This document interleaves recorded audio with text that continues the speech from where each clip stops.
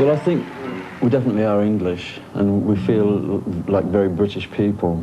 But once you get beyond the point of saying English, yes, but where from in England, it just becomes boring and nonsensical. I mean, there's many groups in Manchester who are totally useless and who never get any attention whatsoever. And yet the British music press have this particular idea that Manchester is this wonderful place, and everybody that sprouts from Manchester has an incredible brain. But I've seen many groups that are totally shambolic. And you can say that about almost anywhere. You can't get into the whole geographical obsessiveness. You can't do that. The Smiths is a very young band. You started by the end of '82, and you had already very quickly these huge reactions in England. What happened in your opinion, and why did everybody started to like the Smiths? Can it really be explained? I think it either happens or it doesn't happen. It's initially, on our part, we were very sure of what we wanted to do. And we were very positive about every single aspect, however minuscule, connected with the Smiths. And it was really important that people understood us completely and saw us straight away. I think because we all had this very strong attitude, it worked. We didn't rely upon anybody. We didn't wait for anybody to come along and pick us up and do something for us. It was just really a matter of action instead of, words. So I think also when we first appeared on the British music scene, and all the elements that make up the Smiths and make up our music and the way we present ourselves seem to totally contradict the norm in the British music charts and the way things tended to be sliding.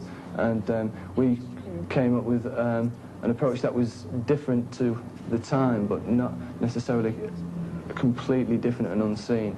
And that was just to be four individuals, but joining together in a collaboration, and what is the outcome of it is just presented very naturally, which was something that had been lacking for a long time in the British music scene, certainly, because of everything seemed very preconceived and pretentious. So yeah. I think we just came around at the time when everybody had just had enough of people wearing silly costumes and playing kind of 8 synthesizers, and that's it.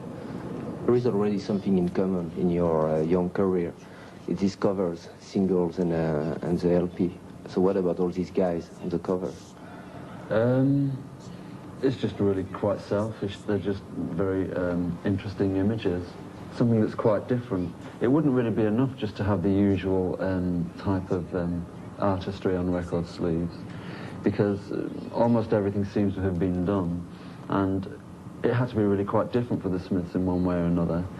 And when I thought of groups, especially in the 1970s, who constantly used female images, who constantly used naked women, and it was never held in question, it was just there, and this is rock and roll, but of course it's not. It had to be quite different, and it crossed my mind that male images had never ever been used for one reason or another, when rock and roll is obviously quite traditionally a very male sphere. So I thought it was time that they were, but not in a way that would exploit them, exploit the male body, for instance, in much the way that the female body is always exploited, whether clothed or not. So it had to be something quite different, and it was quite a risk, but it's worked. Yeah, but you made a choice between Jean Marais and Clint Eastwood, for example. Oh, most definitely. And I shouldn't have to explain why.